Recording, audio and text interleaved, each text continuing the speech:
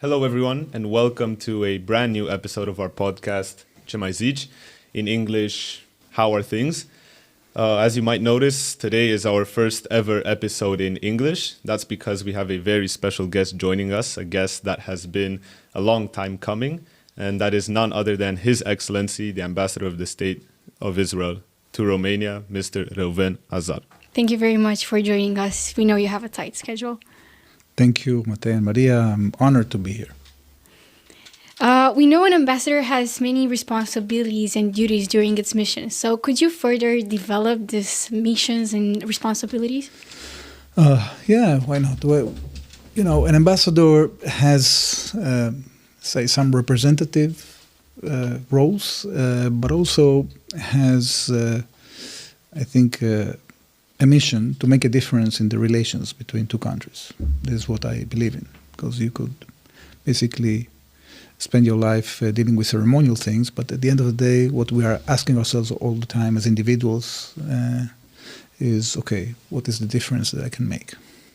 So this is what I'm trying to do, to make a difference, basically. And how did these responsibilities change following the 7th of October? Because I imagine there were changes. Yeah, of course, we had to focus more on the situation and the challenge that we are facing, and trying to explain why we're doing things that we're doing. On a day-to-day basis, usually we focus more on the bilateral relations. So when I arrived to Romania, I tried to, first of all, learn, what people have been doing so far, where are the fields in which we have the highest potential, and what I can do about it to untap the potential of the relations. So I've been focusing mainly on that, and crafting projects on that, and having interviews on that, and getting the funds to do that.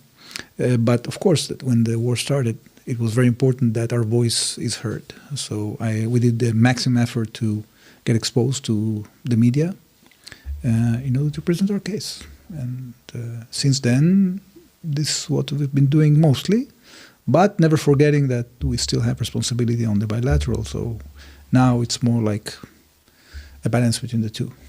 Mm-hmm. So as you said, the media has a great impact on people's minds. And I wanted to ask you, a few days ago, there was this mass reposting with the message with all eyes on Rafah. What's your say in this, given that Israel has one of the best artificial intelligence in the world? Well, I think that when it comes to the realm of media and social media, Israel faces a huge challenge that has to do with several factors. The first factor is just a factor of quantity. We are only one state in an ocean of Arab and Islamic states.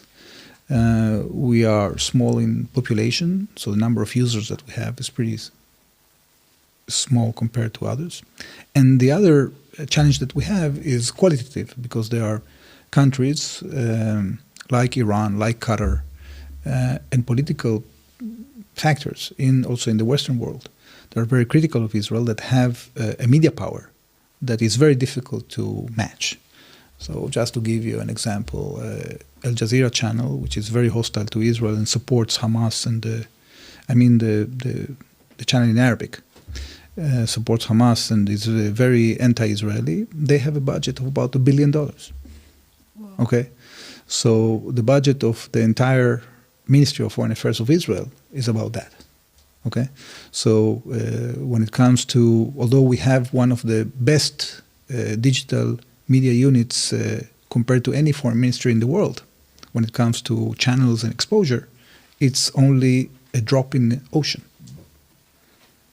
So it's very difficult to challenge that. When you add TRT from Turkey, for example, it has been also very hostile. When you have Western outlets like BBC that have been adopting a line that is very critical to Israel, so you have to deal with a huge amount of challenge, and it's very difficult from that point of weakness to create a trend in social media. And therefore, this is basically a battle that we are losing. With the exception that at the end of the day, there are undercurrent trends that are not being noticed by the media that are very powerful since the 7th of October, because the effect of the atrocities that people saw. There are those who hate us anyway, then they will disregard all the facts and all the pictures. But what Hamas did, not only in terms of the nature of the crimes that were abominable, but also the way that they boasted about it. Okay, this really shocked a lot of people, and it created a huge effect that we don't see it manifesting itself on a day-to-day in television, but has huge influence in the perspectives of people. And I think that this is the reason why, when it comes to polls, we see a huge support for Israel in the American public, for example, about 80%, that support the complete eradication of Hamas. We see it also in polls in France and other countries that people are very supportive of Israel, despite the fact that when it comes to the day-to-day media coverage, our image continues to be pretty negative. And you also mentioned that there's a large number of people who are already set on, for example, not supporting Israel, regardless of the facts. And I think that the component of disinformation, especially created by AI, like Maria mentioned, is also something I thought we could talk about. So how do you, for example, plan to combat disinformation in the war? Well, AI is just a tool, but it's a tool that creates exponential effect. So when you have a strong side and a weak side, the strong side will actually get exponentially stronger as a result of AI if they use AI. Israel is more concentrated in the war effort itself. We invest most of our budgets in defending our population, in producing defense systems to cope with the missiles that are being thrown at Israel, and all the multiple ways in which Israel is being attacked on a daily basis that most of the people don't know or see, for example, in the cyber domain. And, of course, in investing in the military power that we need in order to defeat the aggressors. So there's not much left to deal with the information campaign. And as a result of that, as I said, the amount of resources we're investing against disinformation is very low.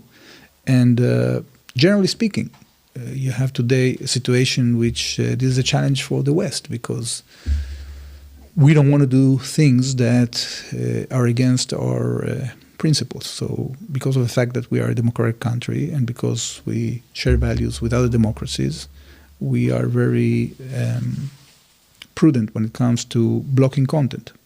Okay, I think this is something that we've been dealing with many big corporations around the world that have developed tools of social media, etc. But when it comes to stopping or trying to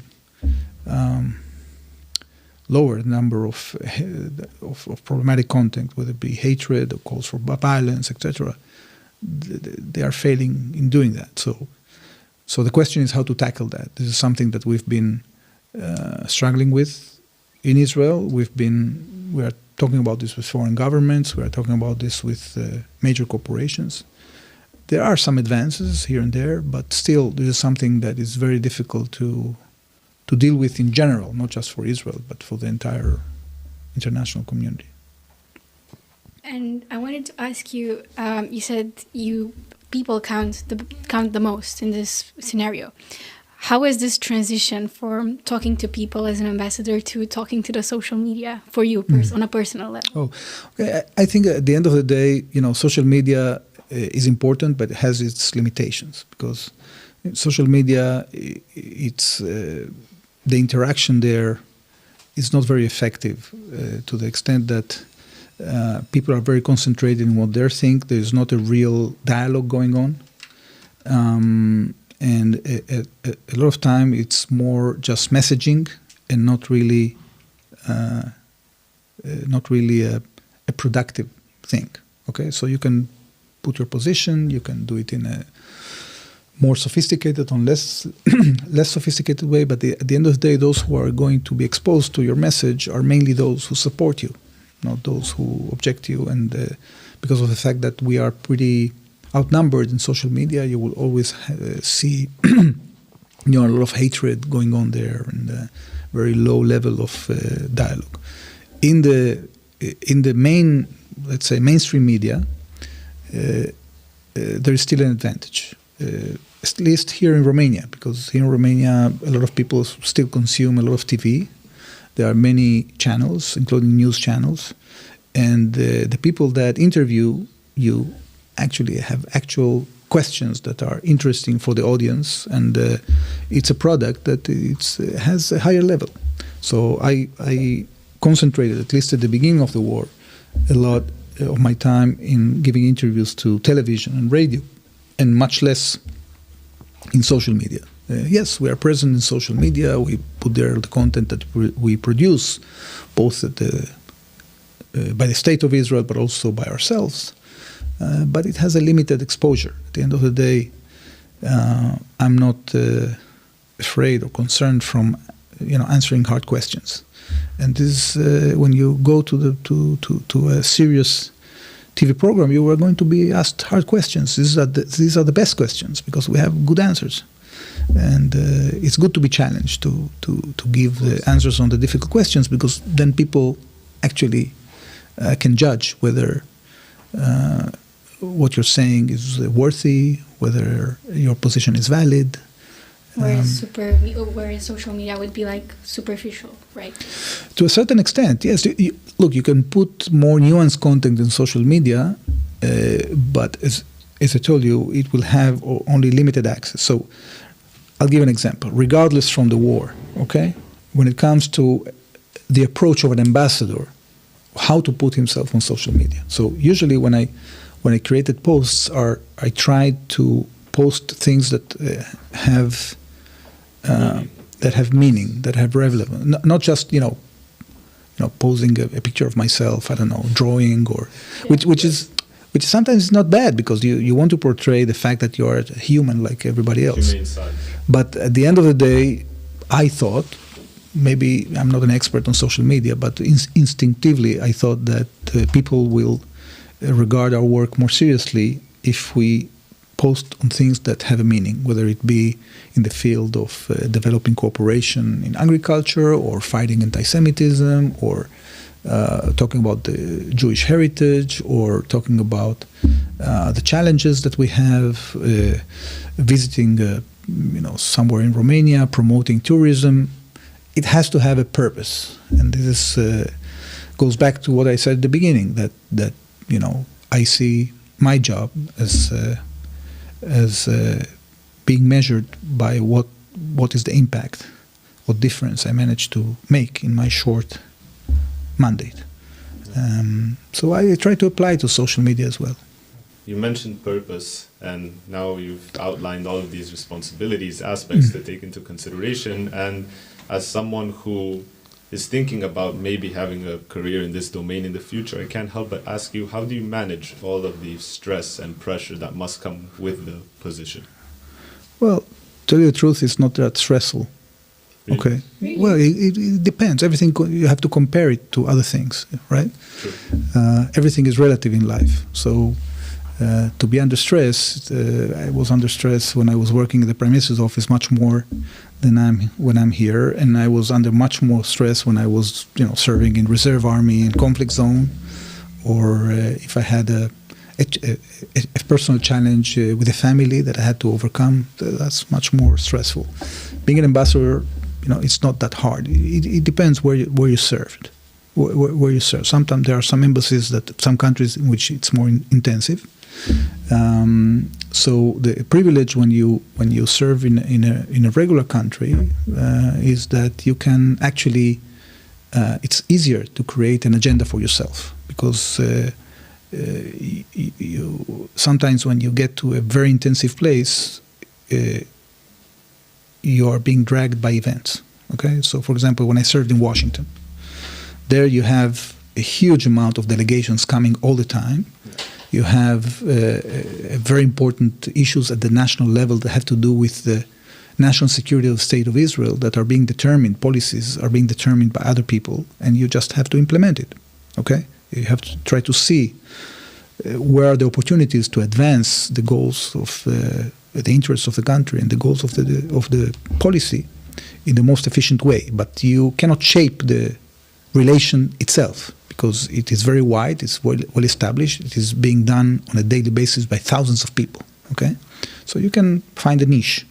So, for example, when I was in Washington, I tried to find a niche promoting the visa waiver program that I felt that I could make a difference. I identified that there was challenge with our own bureaucracy, and I found a way to overcome that. Here in Romania, it's different because you have a lesser number of people dealing with the policy, and you have a unique capability because of the fact that you sit in the country to take a look at what's going on, gather the information that you need, the intelligence that you need in order to understand what's going on, and then map the opportunities. So, for example, here in Romania, after several months, I devised, let's say, 5 flagship programs or projects that I want to promote, okay? Which I'll be very happy to share with you. I'll try to do it very short, I promise. Of course. For example, the first thing that I noticed, even before I came to Romania, it's relevant for the entire European continent, is that the security perspective, the geopolitical situation completely changed as a result of the Russian invasion to Ukraine. And that created a situation in which many countries are trying to rebuild their defense capabilities. And Romania has traditionally had a pretty robust defense industry that has been deteriorating or decaying during the years as a result of the lack of necessity. And Israel, on the other side, had to develop defense industries because of the challenges that we face, and because of the geographical proximity, the mentality proximity, the need in Romania, and also the need of Israeli industries to build factories abroad in order to be able to cope with the quantity of demand that we have for our products and the lack of manpower. I identified that we have a huge potential of cooperation in defense industries between Israel and Romania. So we have here already 4 factories by Elbit Systems, which is one of the 3 biggest defense companies in Israel, which was established actually in Israel by Romanian immigrants. Really? Yes. When? In the 50s. Wow. So they already have 4 factories here, and my aim is to try to bring other big firms like IAI and Rafael and others to start, building factories here as well, together with Romanians. And this can be can give a huge advantage not only to us but also to Romanian industries. And I've been, working on that together with stakeholders here in this country, the Ministry of Defense, the Foreign Ministry, and other people that play a role in the decision making in Romania regarding these issues, because the potential is great, and we have actually very specific projects that we want to advance together. We are the only country, basically almost the only country, that is offering to invest in these defense factories in Romania of sophisticated weapons, whether it be missile defense systems or satellites or ships and other things that can be constructed here in Romania. This will give a huge edge to Romanian industry, to the Romanian military, to the Romanian economy, and I hope that decisions will be made soon regarding this realm. Now, another field that we identified is in the high-tech sector. I noticed that in many countries what Israel does is that we sort of introduce the concept of innovation to remote areas in the country that haven't yet developed a concept or things like that. I got to the conclusion that this is not important enough, that this doesn't make the difference that we want to make, because other countries are doing it, and because the European Union is already investing in that regard. And what I realized after doing some research is that one of the main challenges Romania has in the high-tech sector is that it's very difficult for startups to grow to become unicorns. Okay, you have a robust high-tech sector with a lot of good engineers and good companies, but they have a challenge after they create a product to reach global markets and to grow. That's a good observation. Yes. So you have one unicorn. Okay, in Israel we had the same problem a few decades ago, like 20, 30 years ago. We had a very good people, but actually they would be bought by American companies at a very small price. Small price, and before they manage to grow, or they are closed because they don't find any finance. So they get the first few millions, but then they dry out. Okay, so the government devised a few ways in which we can support the high-tech companies, but also there are few things that the high-tech companies can do in order to actually get access to global investors. So we identified a center of R&D in Israel that belongs to one of the biggest funds in the United States that actually specializes in that, in scale-up. It's called scale-up. Okay, and we're going to launch this program in July here in Romania and invite Romanian startups to participate in the scale-up program. We have got some stakeholders that actually believe in this. Raiffeisen Bank has put $100,000 in that, and the companies themselves, the participants, after they identified and screened, they are going to have to invest some money themselves.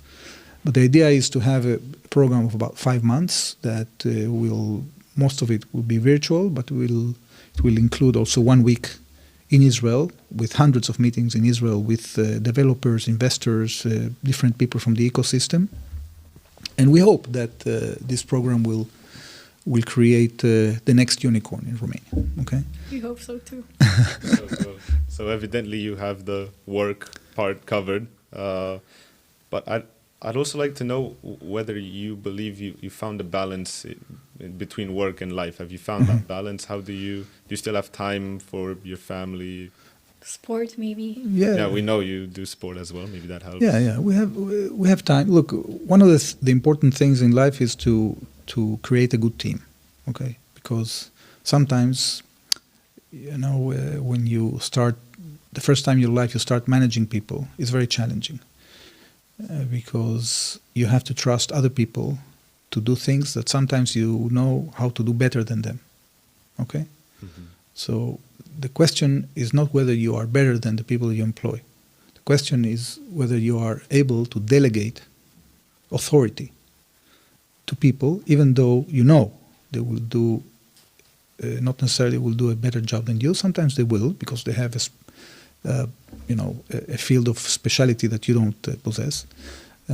But you have to build the team. You have to build the trust. You have to let people understand what you expect from them. You have to monitor their performance. And if you manage to do that, and you manage to create a situation that even when you are absent, everything works, then you have time to do other things. But you have to invest time in that.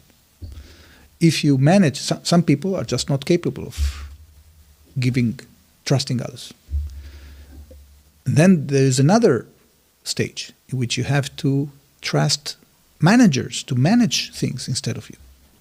So there is a saying that you become a director or a manager only when you have managers, that you're in charge of managers. Because then really you completely lose control.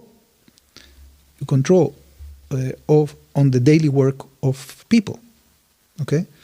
So you have to know how to do that. If you know how to do that and you are replaceable, if you build yourself to be irreplaceable, then you will never be a good manager and you will never have time to do anything because you have to do everything yourself. But if you have the talent of delegating authority and actually using the potential of people. So, the first time I became a director, I had the tendency when I came to the office to start working on things that I want to do. But then I realized that if I do that, and I don't, first of all, invest time in making sure that the people I'm in charge with, they have a full day. They have missions. Their missions are well defined. They know how to do, and they start working. Then it's complete waste. Because imagine the country or the organization spends a lot of money in employing these people, but you're not using their potential. And instead, you're concentrating in yourself. So after I verified that all my employees have missions and they know what they want to do, and if they have doubt, they have access to me, but because I'm not that busy, right? Then the input of the output of the entire organization will grow. So my output, my personal output, is secondary. The most important thing is the output of the organization. If you manage to create a situation in which the organization is working and the output is growing, then you have time to do other things. So to create trust and delegate authority properly. Yes. Pretty much. Yes. I would call that an advantage. Yes. And a quality. And now, speaking of qualities, could you tell us 2 more qualities of yours, which maybe helped you in the ambassador job? Maybe 2 qualities you've attained in your career. Oh, well, I think that something that I always liked is to hear about, to hear stories, to listen to people, to curiosity. Like you can be curious when it comes to research and science. You can be curious about other people, and when you are curious and you manage to open up people and you listen to them, then you learn a lot of things. So I remember, one of the things that I liked when I was a kid is to listen to stories of old people. I can relate to that. And there are some people, they don't have patience for that, but I found it actually quite fascinating.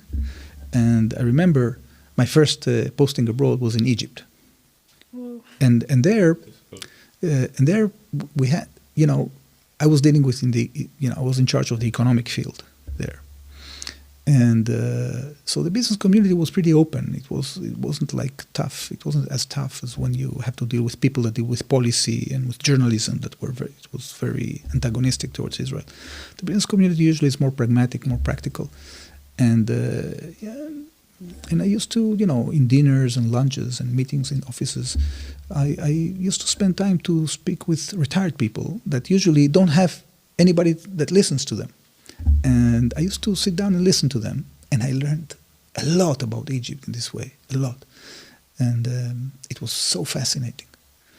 So first of all, you have to be curious, and part of being curious is studying the language, right? Because when you study, the language is like a gate to an entire civilization.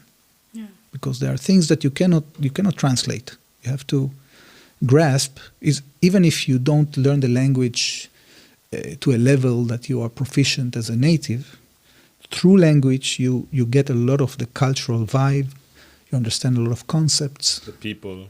Yeah, the people. It's like open gate. Yeah, the humor. Okay?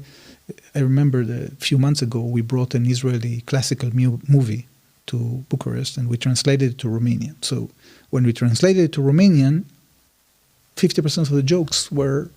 Oh yeah, they never make sense. They never. Yeah, right. Yeah. So the expressions and everything. Right. So it's like I'm not sure that this is the case, but there's some research that says that the human being only uses 20% of his brain, right? Maybe even less. Right? Yeah. So by opening up to another culture, it's like you open up your head to completely different concepts and ideas that you never imagined that existed. So I was privileged to be exposed to the Arab world, to the American culture, and when I got the nomination to be ambassador in Romania, the first thing I did is start, studying Romanian. How is it going? It actually went very well, because at the beginning it was very frustrating. When you study a new language, it's very frustrating because you spend a lot of hours, you don't get much. And Romanian isn't particularly an easy language. Yeah, but I had some advantage because I know Spanish, and only after you study it every day for a long period of time, then when you get to the country, it's like an explosion. Suddenly everything starts popping up. It's like like a seed that you irrigated for a long time, and suddenly you see the seedling coming out. Not drying out. Yeah. Right. So it happened to me in Egypt.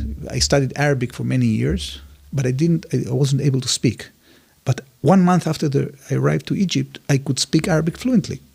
So here in Romania, fortunately, the level of my language is such that I can understand most of the things that are being told, especially if they are in subjects that I know, okay? And when people speak clearly, but I can also express myself in Romanian if I prepare a speech, for example, okay? And it has an advantage. So curiosity is very important, and investing in untapping the potential of that curiosity. So this is one quality that is important. I don't know, there are probably other qualities. You have to be able to express yourself accurately. That gives you an advantage. When you are not capable of expressing yourself in the way you want, then your capability to sort of give your message in podcasts like this or on television is limited. So that's also another proficiency you have to learn. But I think curiosity is more an issue of character. There are many proficiencies you can acquire as a diplomat, to express yourself in writing, to learn about diplomacy, to learn about the history, to understand, how the world is being built and what are the opportunities to advance your interest. These are things that you learn with experience, but things that have to do with character and that you cannot have a lot of. So if you are not very curious, it's better for you not to become a diplomat. Of course. So we just spoke about qualities, and now I got another curiosity. What about maybe 2 or 3 defects that you've maybe accumulated? Oh, that's. This is a harder question. How much time do we have? Look, I think that for me, one of the challenges when it comes to my personality was to overcome my impulsiveness. Okay. Because I used to be a very impulsive person, especially when I was younger. And as a diplomat, it's not very healthy to be impulsive. You have to think twice before you open your mouth, because it has implications. Because you are not responsible only for yourself, but also for your country. And part of that, I think it's in the same family of deficiencies, also impatience. I'm pretty impatient. We have a common defect. And you have to be more patient. Sometimes, you can educate yourself to be more patient. It took me a lot of effort to become more patient, and I didn't always succeed. So these are two qualities that are not very healthy if you are a diplomat. I had to work on them. Very, very well said. I'd like to go, before we continue, back to, so you said you served in the military reserves. If I'm not mistaken, you served in Israel's paratroopers brigade as well. And I personally love the show Fauda, the blockbuster from Netflix. And since you probably know all the military techniques, procedures, strategies, I was wondering whether you could tell us how real Fauda is. Does it depict reality? Or look, I think that the main reason, I'm not an expert on media productions, but I think that one of the things that made Fauda so popular is that it talks about real lives, about real dilemmas of real people, and it gives you the humane side and the price that people pay as a result of their involvement in defending the country. And it doesn't try to portray the Israeli side or the Palestinian side as more moral or more beautiful. It's not about sending a message who's right or who's wrong, but just trying to show as in a realistic way as much as possible all the dilemmas and all the challenges that both sides of the conflict have. Okay. And that it's not black or white; it has many shades of gray, right? Yes, and that's why it also became very popular in the Arab world. Actually, found that very popular in the Arab world.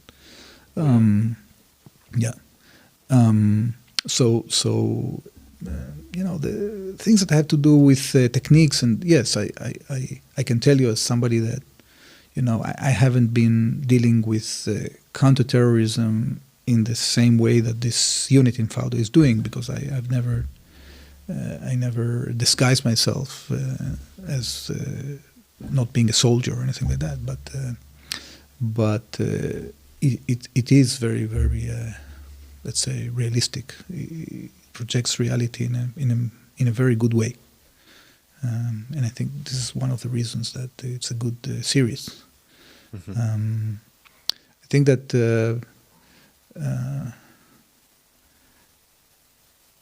I haven't seen before a lot of series that accurately with this kind of action that show the human side, the family side, the price that you pay,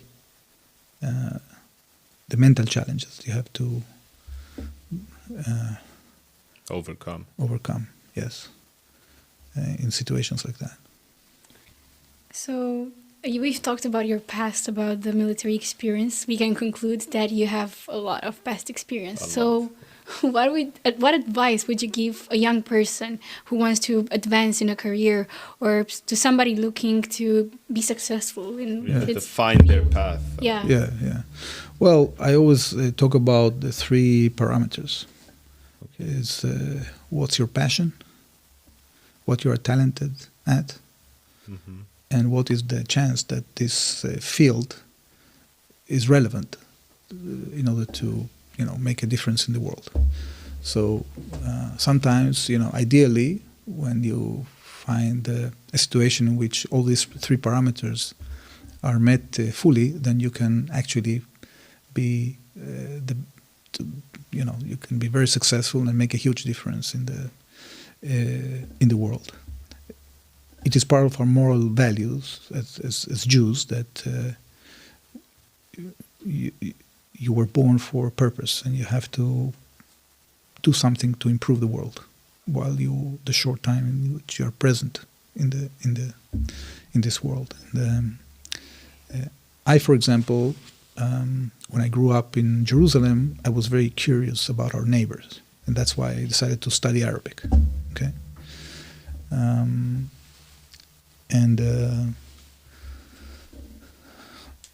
When I went to the army, I wanted to do something significant, so I volunteered for a combat unit.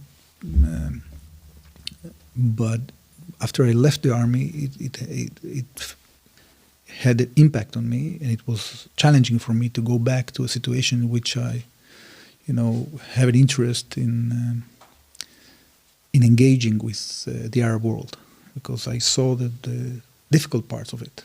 And sometimes when you see the difficult parts, it gives you you feel disillusioned that maybe it's lost, maybe it's not worth investing in it. But when I entered the foreign ministry, I rediscovered my tendency, to deal with that. And one of my first missions were after the Oslo agreements is to go to the Gaza Strip. And to actually engage with Fatah leaders and the Palestinian Authority. Straight up to the point. And do cooperation. So I felt very passionate about it, because I felt that I am doing something that I like, that I have a passion for, that I have some talent in doing, and that can make a difference. So the 3 parameters were... Well, I wasn't getting rich out of it. Actually, my salary at that time was pretty low. But culturally, I felt very happy. Some things go beyond the salary. Yeah, that I can go from fighting our neighbors to cooperating with our neighbors. That gave me a lot of satisfaction. And also when I went to Egypt, even though it was very frustrating, because many times I wanted to do things that failed because my counterparts didn't want to engage in this kind of cooperation. I found a way of doing some cooperation projects, and I felt I'm making some difference. So it's up to you. You have to find your passion. You have to find your passion. If you're talented, I don't know, in computing, and you want to develop a software that will, I don't know, save lives or create the next solution for global warming or whatever, you see that there is a need, you have a talent to do it, and you have the passion, then you can fulfill yourself. That's a great thing. This is what you have to look for, probably. And everybody will have a tendency or a different passion. It doesn't matter.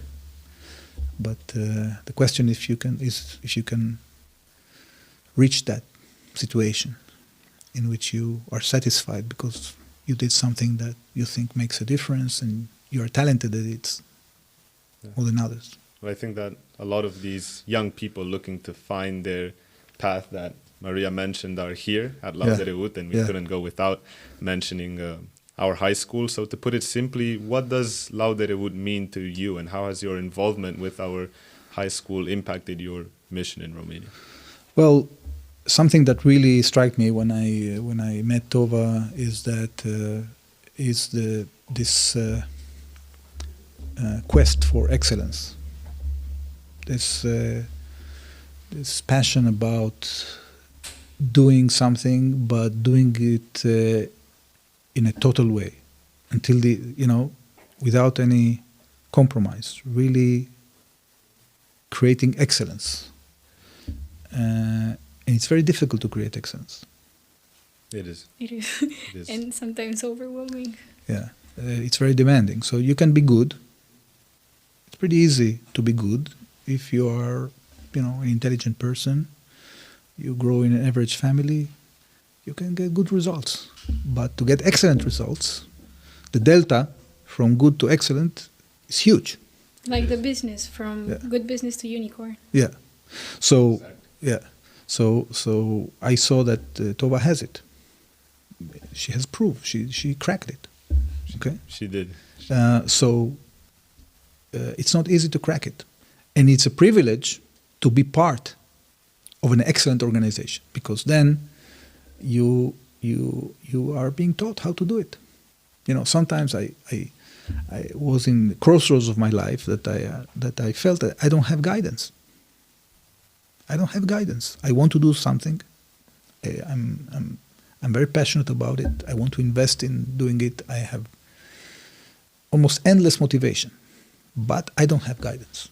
So the fact that you have the guidance here, it means that you can fully exploit your potential. And this is just the beginning, because this is just the potential that you found. Yeah. You are at an age in life in which you have reached the mental and the physical development that allows you to have a learning curve that is very, very rapid. Okay? If you waste that window of opportunity when you become older, your capability to get that It decreases.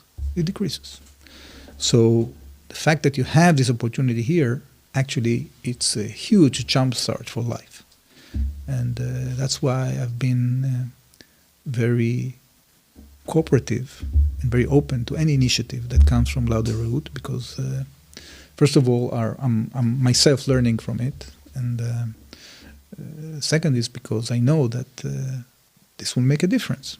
This will serve something, and I've been following the projects that Laude-Reut is involved in. They have huge educational impact, both on the students but also on society at large.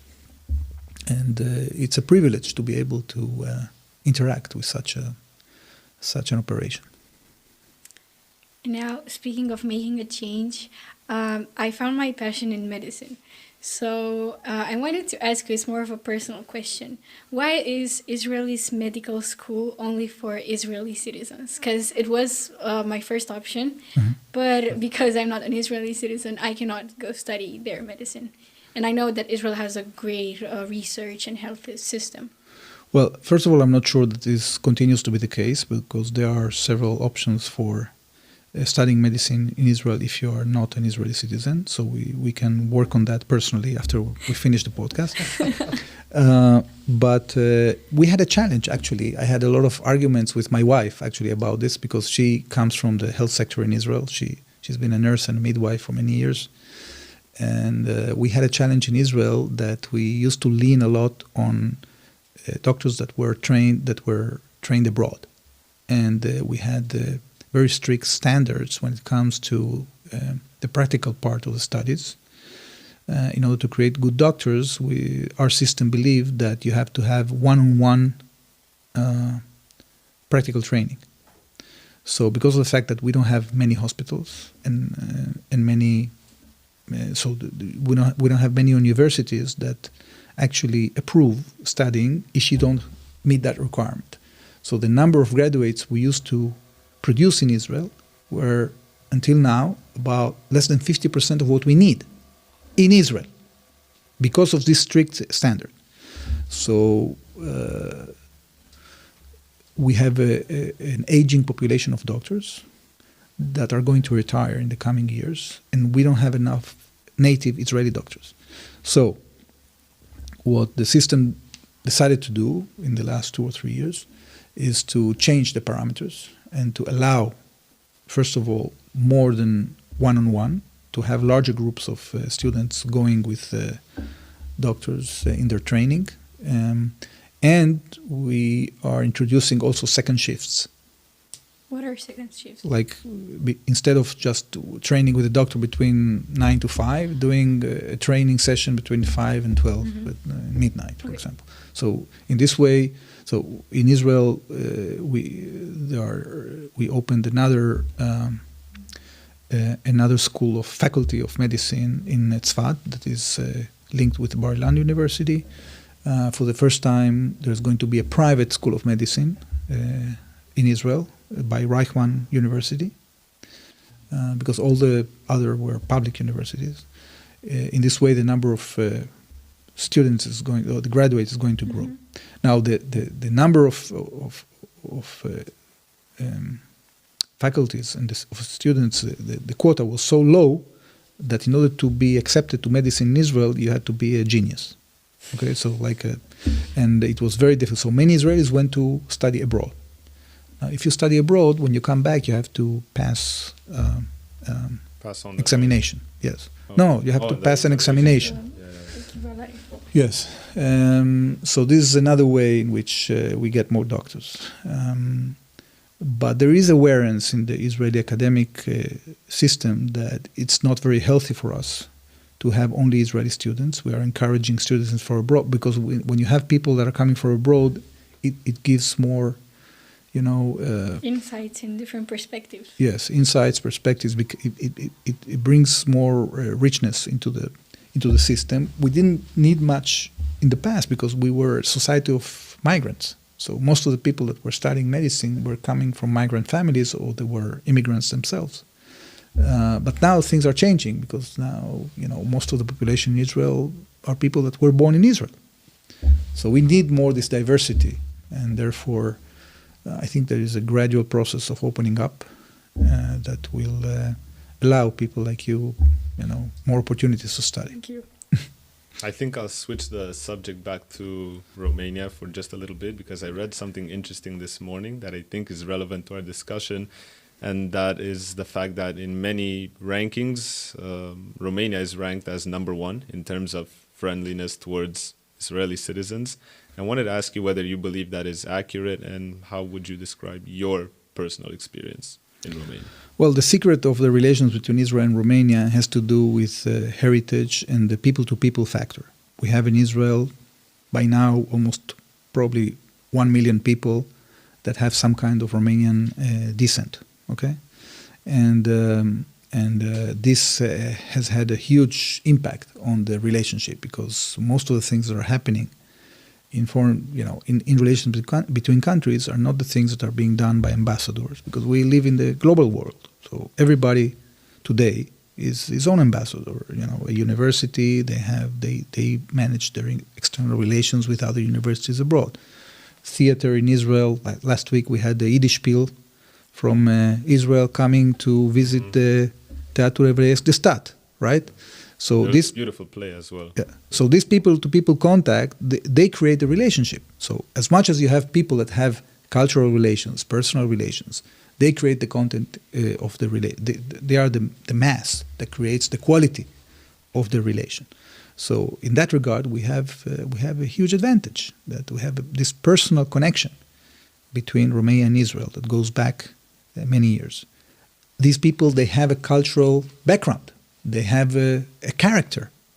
So for good and bad, we are similar in many ways, Romanians and Israelis, That's true. So this makes people to interact more easily because there are less cultural differences between the two. Israel is also very near to Romania geographically, so the potential of developing relations is huge. Many Israelis find in Romania an opportunity now because of the process of integration of Romania into the European Union, the fact that there is a rapid change going in Romania, even if the change in Romania was slower than the change we've seen in some of the Central and Eastern European countries. Still, there is a huge improvement in the environment of Romania that makes Romania very attractive to investment. So as a result of this high-tech explosion we had in Israel, we had a lot of investors that want to diversify their investments and they are investing in Romania, whether it be in real estate or in solar energy or in factories or in joint ventures from different kinds. Tourism is a huge potential that it's one of my 5 projects. The other ones, by the way, are water. Water, yes. How with the water heating system, irrigation. Yeah. Well, it's not just irrigation. There is a huge challenge in the world that has to do with changing climate conditions and the fact that basically the Balkans are drying up. Okay, the entire Balkan region is suffering from much less precipitation. And Romania is at the edge of this region. So all the southern part of Romania is basically drying up. It means that you need more water from the Danube, more water from underground resources, more water from the north. And at the end of the day, there are solutions that have been developed in Israel for many years that have proven very efficient that may be applicable for Romania. So we are working on that very, very intensively. There is a huge issue of what to do with sewage water that actually is preoccupying a lot of people because the European Union would like to see a situation which instead of using fresh water, people start cleaning used water and reuse water. And this is something that is very difficult to sell in Europe in general. People are not used to that. And it will take time until this is developed. So we are doing a pilot project here in Romania in this regard. And we've brought people from different ministries in Romania to learn how it's being done in Israel. And we are doing it in cooperation with the mayor of Buzău in a project that is going to demonstrate how this can be done. So I believe this has a huge potential, not just for Romania, for the entire European continent. It's going to be a multi-billion-dollar industry that has also opportunities for us because we have companies that can share their knowledge and experience in this regard. And we are already engaged with water companies here in Romania in this field. And you feel this field was already developed when you came to the position? It started to be developed because we have already all the main irrigation companies from Israel already present in Romania. But this dimension of the reusing water is something very new. Yes. That we are now planting the seeds, but it will come into fruition in the next 10, 20 years at the continental level, not just at the Romanian level. Like to change the routines, to make a routine of reusing. Yeah, I'll give an example, okay? How reusing water is going to solve many problems. First, it has to do with lack of resources. Okay, you don't want to disturb nature by taking more water from nature and destroying your natural habitats and your environment by taking the water. Okay, so for example, if everybody would take now all the water from the Danube, you wouldn't have a Danube, and you already have times of the year in which the levels of water in the Danube is so low that you cannot even navigate. Okay, so you don't want to make the situation more acute. So it can create huge problems that have to do not just with nature but also with the economy. Then it's also about the carbon dioxide. About the carbon output. The emission, yeah. Because the carbon emissions. Because if you take the sewage water and you purify it and you reuse it, and you don't take new water, it means that the sewage water has a lot of carbon inside. When you clean it, you can either reuse it or send it back to the river, and actually you lower the carbon emissions. Okay, so there are a lot of things that you earn from the fact that actually you deal with the residues that you have, whether it be solid residues or liquid residues. There is an entire industry of fertilizers that you can take out of the system when you clean the water, right? But of course, this has to done in the right way in order not to create health hazards, because there might be chemicals in the water, there might be other hazards that you have to deal with. So, but at the end of the day, these are solutions that can be, implemented in a successful way for the interest of the economy and of the country. We look forward to those solutions, of course. We have a tradition here at the Zici podcast for each of our guests to leave a message in any language you want in this book. Yeah, just take it out. Yeah, any message you wish to leave. Let me just open it up. Okay, second. Yes, here. If you want a pen. Yeah. Please. I have to take my glasses too.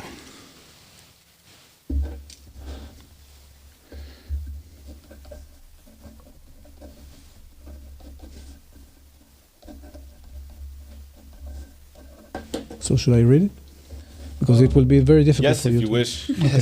So I wish all Laude-Reut graduates that have received great tools to deal with life challenges to be able to fully use these tools to improve society and make the world a better place. So nice. Thank you so much. Great. Thank you so much for your time, for your amazing insight. Everyone who watched, thank you as well. We hope you've been able to learn something, and best of luck with your 5 plans. Thanks. Thank you very everyone. much. All the best.